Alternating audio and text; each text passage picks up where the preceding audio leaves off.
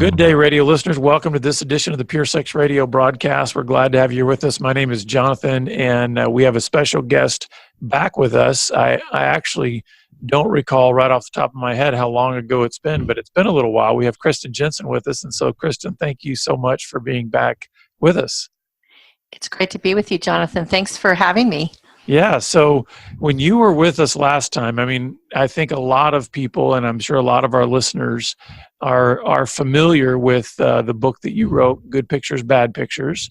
It's been a bestseller. It's helped just tons of parents just be able to begin navigating, hey, how do you help kids just begin to have these conversations about pornography and the dangers of it. But you have a new book out, which is Good Pictures, Bad Pictures Junior, and we actually have it here. And so I would love for you to, I want us to just dive right in. First of all, why write a book to children about pornography?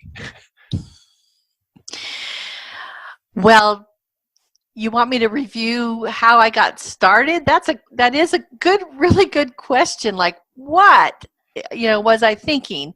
Right. Well, I would never have come up with this on my own, but a friend of mine called me one evening and told me about how her 17-year-old son had been caught sexually molesting his younger brothers and sisters, and it was quite a large family, and come to find out he was involved with a lot of pornography. And I woke up the next morning and just felt so compelled to find an answer to help parents, talk about this at a young enough age that it really will protect children and help them understand that there are serious consequences to getting involved with pornography. And so that's why I started writing the first book. But then I started getting parents saying, well, I need this for my preschooler. And we had several asking me for a simpler version, something that they could read with their 3-year-old. And I remember the first woman that came up to me after I spoke and said, would you consider writing a book for preschoolers? And it felt like someone had just sucker punched me, because I'm thinking, wow, I was getting kind of a certain amount of pushback from people like 7 years old. You want to talk to a 7-year-old about pornography? And now this mother is asking me to write a book for a 3-year-old. So I thought, well, and then I kept getting more and more parents wanting that book. So I started writing that book and working with my illustrator, and it took about 1.5 years, but I think we were able to find a very comfortable way to help children who are going to be on the internet, and if kids are on the internet, they are at risk, a way to help them understand what pornography is, why it's dangerous, and what to do when they see it. So when you have, I'm sure one of the questions that you get fairly commonly is okay, so at what age do I need to, talk about this topic of pornography with my children? That's a question I think tons of parents have. I've actually noticed in our ministry a lot of times, seems like most of the parents, when they're asking it, they're already past the age where their kids are already past the age where I would have told them to start talking. But what do you typically say to parents when they say, so what age, how early is too early, or when should I start talking to my kids about this dangerous topic of pornography? My answer is an answer I got from a therapist named Jeffrey Ford, and he said, as soon as your child has any access to the internet, and it's not a specific age, but if you're handing your 2.5-year-old or your 3-year-old your phone to play a game on, or an iPad,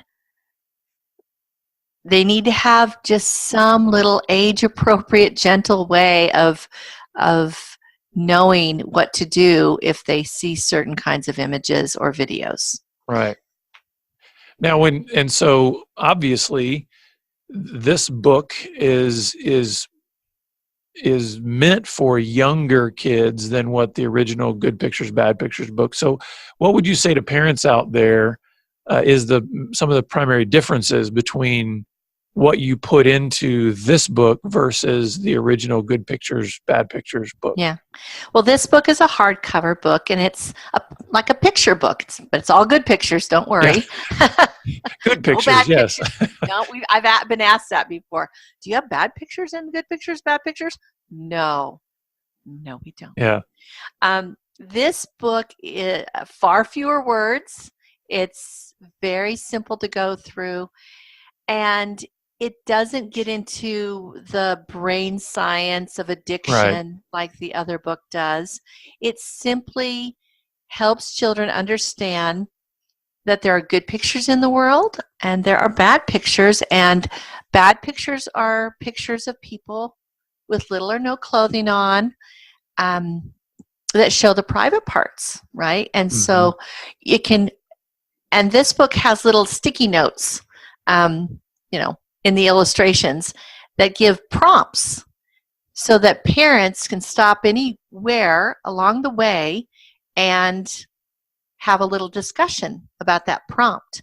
And we don't use the word pornography in the main text of it, but there is one little sticky note that says, grown-ups use a big word for bad pictures called pornography. You can go ahead and say pornography, which I don't have a problem with myself. Well, and I'm actually holding the book right now, and I'm actually on that page where it's kind of early on in the book where it talks about some pictures aren't good and they're bad for you. And then that's where it has this down here where it says that's, that the term that grown-ups use for this is pornography. And I like the layout of it. And I love the idea that there's all these little sticky notes in here. I think it's important for parents to know, that this is a book that the content is directed to the child.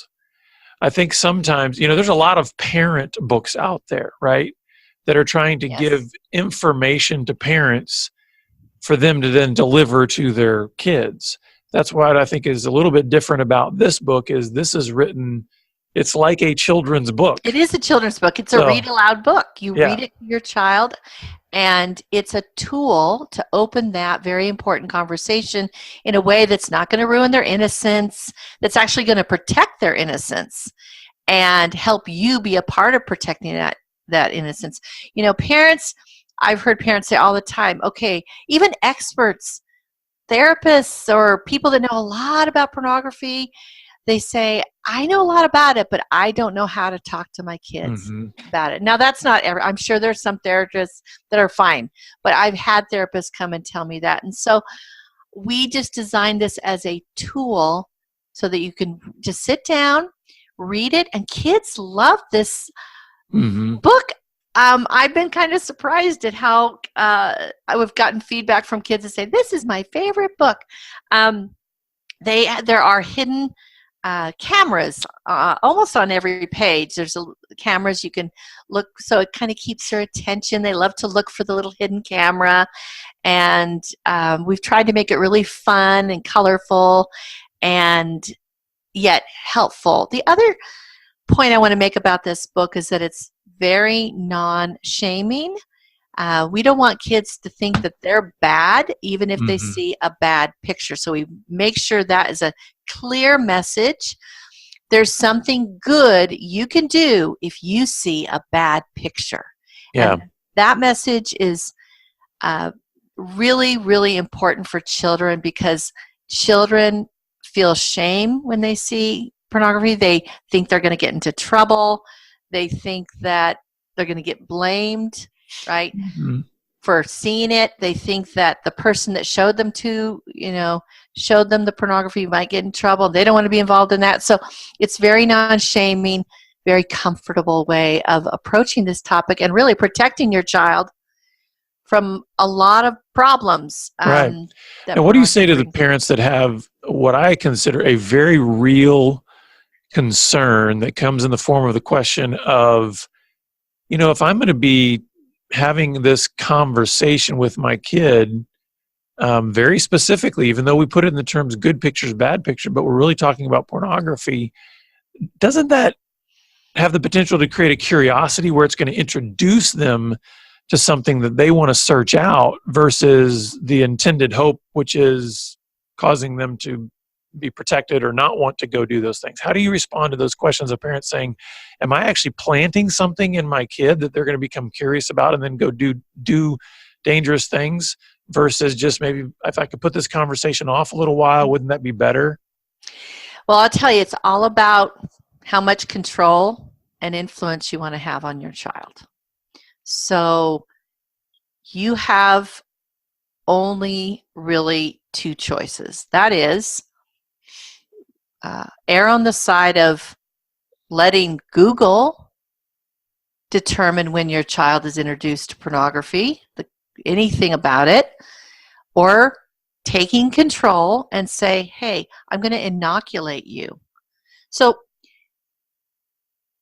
let's say we're visiting a country where the risk for getting, measles or something like this is very high. Now, you could go to that country and you could say, well, I'm not going to worry about vaccinations. We'll probably be fine. Mm-hmm. Are you going to take that risk?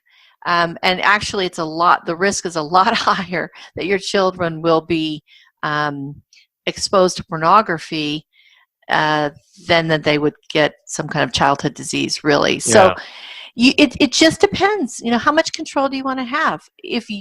Yes, obviously there's a risk in everything. It may be that your child, but if you get in there and say, do you just say, I don't want my kid to think that cars are dangerous. We drive in the car, and I don't want them to get the opinion that they're dangerous, so I'm not going to warn them to not run out into the street.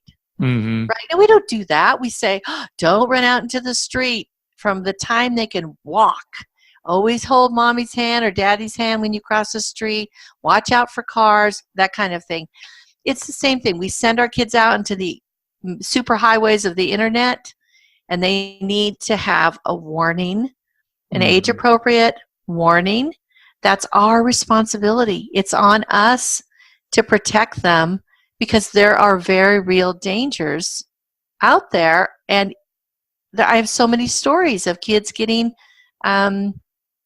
exposed to pornography at a very young age. And because no one had talked to them, they went on to get pulled into it. But others who were warned knew exactly what to do and were protected. Now, why do you think that parents, and this seems to be universal, this struggle, why do you think it's so difficult for most parents to even begin these conversations with their kids? I found this to be almost universal among parents. In other words, I have yet to come across a parent that says, I feel completely adequate and not awkward whatsoever in talking about sexual stuff with my children. Every parent seems to have a struggle here. Sure. Why do you think it's so hard for many parents to have what they know maybe intellectually is a really important conversation and really important conversations, plural, to have? Why do you think it's so hard for them to step into those waters? Because we want our children to have a childhood that is free from this. We want to live in that place where they don't have to know about this till they're 14. The problem is we don't live in that place. So we just don't have that reality. But I get it. I feel the same way. I have a new grandson, and I really could see the struggle of when he's 3, reading him the book Grandma wrote. Right. But my daughter's already letting him look at that book, and he's 7 months old. Right. So she just wants it to be a natural, normal thing, and I think that's the best way.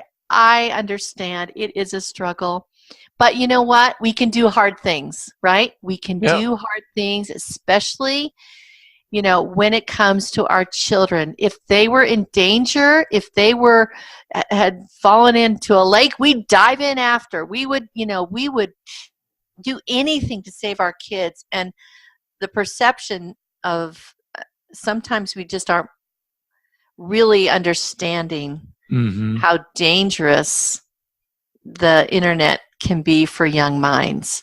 So, Well, and I would say too, I think some of it is that many parents haven't dealt with their own histories of pornography use or exposure or wounds or all kinds of things that might be wrapped around their own sexual brokenness. And mhm, so it feels terrifying then to realize that now they're raising a little them that they mhm, go, I want to make sure that they don't go through anything that I went through, but don't realize mhm, maybe the necessity that some of that means they're going to have to go through their own healing journey. They're going to have to deal with their own. Some of these parents themselves are even still looking at pornography. So mhm. I can And they see may where, feel like a hypocrite yeah, to I warn can the see where kid, those could be but barriers too. yeah, that could be a barrier, but they would be doing the very best thing for their child to warn them and to have these conversations at an early age. And I want to just say that neither of my books bring in sex. So there's nothing in these books that will reveal anything about sex. So you can read them way before you even begin those conversations. And I will say that in my original book, there's a great chapter about the attraction center, and it is actually a nice launching point that you could use to start talking about sex and how babies are born and all that. But you don't have to. You don't Hmm. have to at all. You know that comes when you're comfortable. But kids do need to know about sex earlier these days because they're Yeah. getting all these sexual cues from the media and even from their friends, dirty jokes, whatever, that they and kids are just wired to try to figure out their world. And so, like, what is this thing called sex? And man, my dad, my mom haven't talked to me about it. It feels a little like secret. Um, I'll just do what they do. I'll just Google it, which Right. happened to an Well, 8-year-old in our town. She had just been given the sex talk. She was given a mobile device, and instead of asking her parents more about sex, she just went and Googled it to see what she could find, and then got into looking at pornography. yeah. Well, let's talk about technology for a little bit because we live in a tech world. I mean, I used to think I was brilliant as a kid because when we finally got a VCR, I figured out how to, set the clock on it. That's about, how I felt great about that. Well, obviously, those days are long gone. We live in a whole new world now where devices, screens, access, just data is around us all day long and around our children. Mm-hmm. And so, what about the parents who are saying, listen, we have filters on everything. We have blocks. We don't have certain channels on our TV. Maybe they even say, hey, listen, I've got router based filtering in my house for the internet, so I don't really need to have a conversation with my kids other than to say, listen, the devices are all protected. What would you say to those parents that feel maybe what I would consider a false sense of Mm-hmm. security around Yeah. just kind of locking down devices when it comes to this topic of pornography? Well, if their kids never go outside their house, ever, Or don't have any friends? no friends or family members, don't go to preschool, never go over to their cousin's house. Yeah, if you've got them locked in a basement, okay, maybe you're safe. But if these kids That's a go whole other out, set of problems yeah, if we you've don't, got yeah, that right. going on. Yeah. We hope you're not doing that. But if your kids, yeah, I remember talking to a mom one time, and she said, "You know what? I really, really think that my kids are fine. We Mm, have a very close knit group of families that we interact with, and they're all, really good, and they just don't." And I'm just thinking, like, she's just betting on the fact that there's not going to be one little leak in her armor or one little chink in her armor. And when kids start going out into the world, it's on the. I say every school bus in America is a triple X theater. Mm-hmm. because of mobile devices. Well, and about 3 years ago, I think it's about 3 or 4 years ago, there was one aspect of a Barna research study that was showing that at that point in time, so it could even be more now, that 70% of teenagers didn't talk to their parents about what they were doing online. Mm-hmm. So it's like we have this false assumption that my kids will just tell me everything because I told them once or twice, you can tell me anything. Yeah. And it's like, that's not how it operates in the real Right. world. Right. We can tell our kids all day long, you can tell me anything. It doesn't mean they will tell us everything that they're looking at or Right. seeing. So There is a huge gap, and as they get older, I think it gets, in many ways, it gets wider. And some children, as they grow and get middle school and high school, they almost want to protect their parents. mm-hmm. They don't want to let them know about the world that they actually are living in. They want their parents to be blissfully ignorant. And I always tell parents to read the book American Girls, The Secret Lives of Social Media and the Secret Lives of Teenagers. Mm. That is eye-opening about social media and what it's doing to teens and how parents they're just not seeing it. And because, in social media, what if the parents on Facebook, right? Mm-hmm. Facebook is feeding you what you want to see. Mm-hmm. If you're not on the apps that your kids are on, you have no idea what's being passed around, the pressures they feel. So we have to kind of dive into their world sometimes and try to see things from their point of view. Yeah, and that's wonderful. And I can imagine there's some parents out there right now that are listening that are going, okay, I get it. I get the philosophy. I get the need. I have the desire. So let's kind of shift gears here, because you mentioned, you talk about how there are 4 best ways to protect your preschooler. So if this would be maybe practical to help those parents out there, like, hey, give me some guardrails here, some handrails to hang on to. What would be those things that might help those parents practically begin to help their preschooler or their young kid? Yeah. So the first one is to put a password protect all of your devices. This seems so simple and obvious, but I think you'd be surprised at how many parents don't do that. Right. For ease of use. They don't think their kids would, there was a story of a little 8-year-old girl that would go up with her friend in her little playroom, get in the closet and watch porn on YouTube with their iPad. Wow. And she would just grab the iPad, kind of sneak it away and go, and it wasn't locked. And the first thing they did when they found out is put a password on that thing. And I've told many parents, like, do you have a password on your laptop? Do you have a password on your iPad? Do you have a password? And that's the first thing. So that's number 1. Very simple, but really important. Make sure that it's something that your kids don't know and can't figure out, or change it often, right? Right, yeah. Then, you should have some filtering devices. Filtering on the devices. You should have something there. And you should talk to your kids, and don't set it up like, especially with older kids, right? Like, this is a fence, because they'll just want to climb over it, Right. But just say, hey, we do this to protect all of us.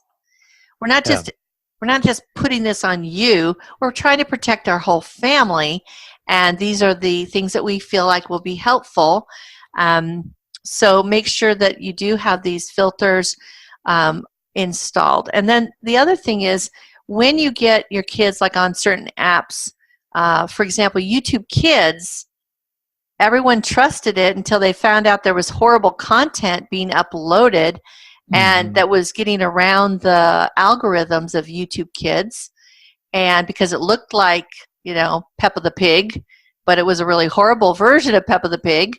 And people knew that they could get a lot of clicks, and then they could earn a lot of money. So, it's all, and I think YouTube Kids has really cracked down on that. but you should be mindful that it's nothing is perfect, and they have some new controls. And so on our blog at protectyoungminds.org, we have a post entitled "At Last, Stronger YouTube Kids Parental Controls, a Step-by-Step Guide." And you can go there, and you can also download some alternatives to YouTube Kids.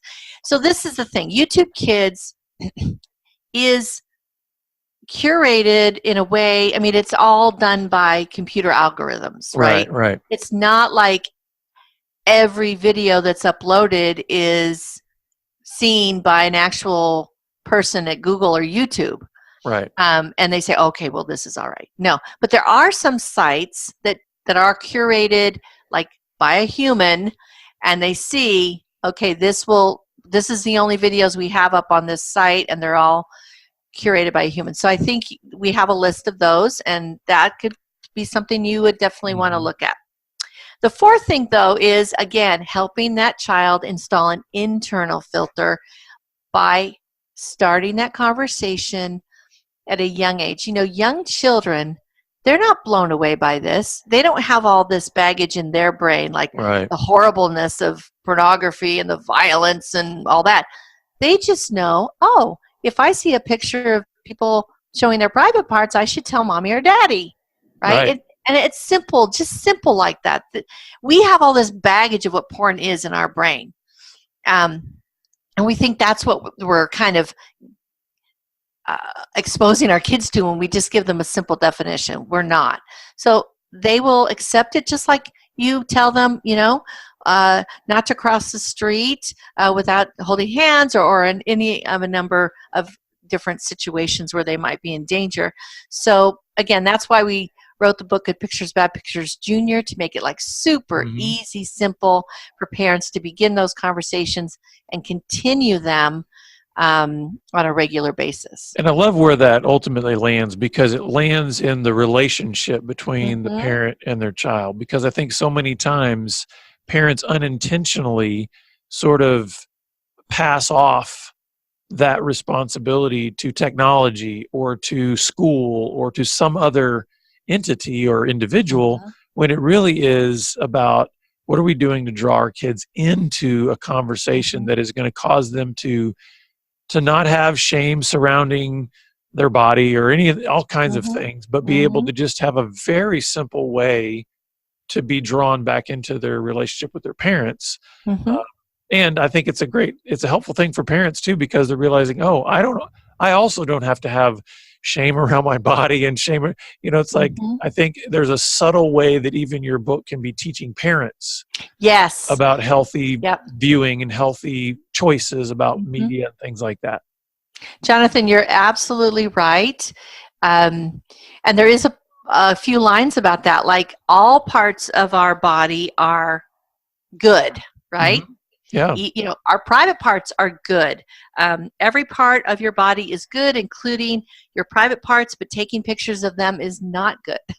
And so the other thing I wanted to say is I've had so many parents tell me that, wow, I used your book and I started this conversation, and now we actually feel a lot closer. It's so, and the burden is just lifted from the parents, because you may not know your burden, but you may not even be aware of that burden until you start this conversation and you feel this like, okay, I'm actually starting to protect my child, and it wasn't that bad. You know, it really wasn't that hard. So we are about out of time, but I would love for you to tell our listeners how they can get a copy of the book, and also just the other resources that you mentioned about like the blog and some of the other sites and things like that. So where can our listeners go to get a copy of the book and those resources? So they can go to our website, protectyoungminds.org, and click on the books tab and get more information about the books.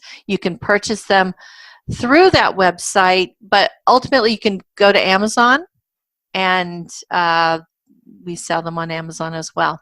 So either way, you can find out a little bit more about them on our website and use our link, or you can go directly to Amazon to find Good Pictures, Bad Pictures, and Good Pictures, Bad Pictures Junior. And also, Protect Young Minds is really our labor of love for parents. We have lots of free tools and great blogs written from experts and that are tackling tough questions that we get from our readers. Mm-hmm. So most of this we don't make up. We just listen to our readers and our audience, and then we answer those questions that they have, and some of them are pretty tricky. And we go out to get the answers from experts and from other parents. So it's a great resource to turn to. We just want to mentor and help and encourage parents to raise kids safely in the digital age. Well, Kristen, thank you so much for your time and for putting these resources out there to help parents. And we're just grateful for just you being with us today. Thank you so much. Yeah.